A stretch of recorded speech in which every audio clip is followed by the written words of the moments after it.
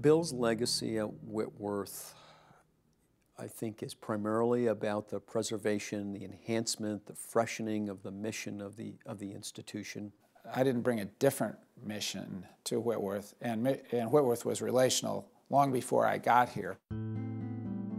But maybe my legacy is just supercharging those values. And to continue to live on what Bill calls that narrow ridge of a deep commitment to Christ and a deep commitment to Scripture, and yet to have this determination to stay open to the whole world of ideas and not exclude something, but explore it in light of who we are, that's pretty rare. It means that our nature is not fixed.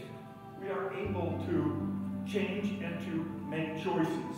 Bill gave us more than anything else was the language to capture that paradox that is Whitworth. Bill talks about grace and truth. He said it so many times in so many venues that before long, everyone on faculty and staff could recite the mission. I think Bill has allowed that idea, or at least the tension within those ideas, to be right at the front and center of who we are. And somehow we're able to pull off living in that tension.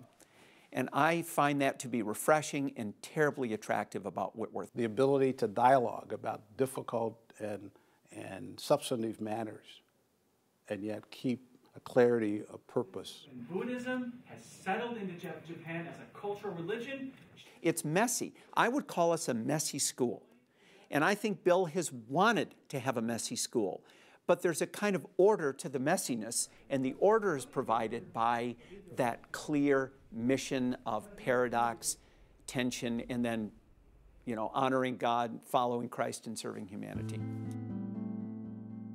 We want students to be good decision makers, not good rule followers. As a person who is going to honor God and follow Christ and serve humanity, that you need to have personal responsibility. And we want students to have practiced that in a community that cares about them and cares about the decisions that they make.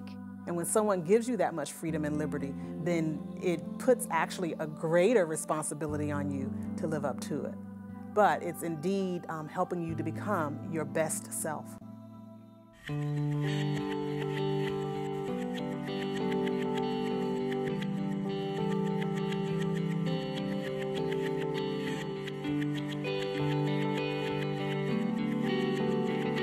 This is Bill talking about vocation.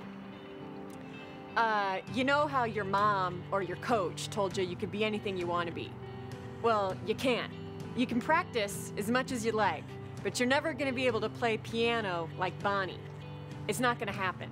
Speaking of Bonnie, she keeps me on the narrow ridge. I got 3 things I want to let you know this morning.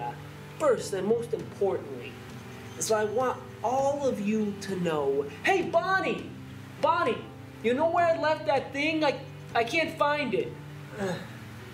Oh, sorry, I got distracted. Let's see if I can I'll try and do his strut, like his walk. It'd be like oh, hi, yeah. Or he'll just give a wave. Bill? Hey, how's it going? Dale, listen, I've been up since 4 o'clock. I've written my second version of The Mind and Heart. One last request for you. Go become a fan of my new Facebook page. My college president has bigger biceps than your college president. I mean, take a look at these. And this one, yeah. That's Bill.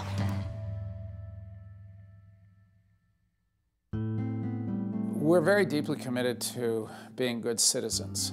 We feel that not only is our duty, but it's part of our Christian witness. Whitworth people, Whitworth programs, Whitworth students are highly involved in the community, but it has been helpful to have a president who has taken, in this case, his role so seriously as a member of the Spokane community. And under his leadership, we have the Warehouses Center for Faith and Learning. We have the Center for Service Learning and Community Engagement. We have an anti-poverty initiative with the West Central neighborhood. He speaks at everything from Greater Spokane Incorporated luncheons to personal requests to come in and share with the leadership team of a local Spokane company about his reflections on leadership. And express appreciation to all of you for the wonderful ways that you give so generously. The community knows who Dr. Bill Robinson is, and they know who Whitworth is. We also benefit so much ourselves from being involved in the community. We learn about community needs. We begin to understand the strengths of the community. The concept for the exploration that we're going to be doing. Another thing that makes us distinctive is our commitment to community-based arts. We try to be really engaged with our community and say what is important to you, and can we create theater that is about what's important to you. Our students are going to be sought out because they know how to apply their knowledge to address the issues, and not just address them, but to provide solutions. That's exciting, to be able to serve people in the future because they have experienced what it means to have educated the mind and the heart.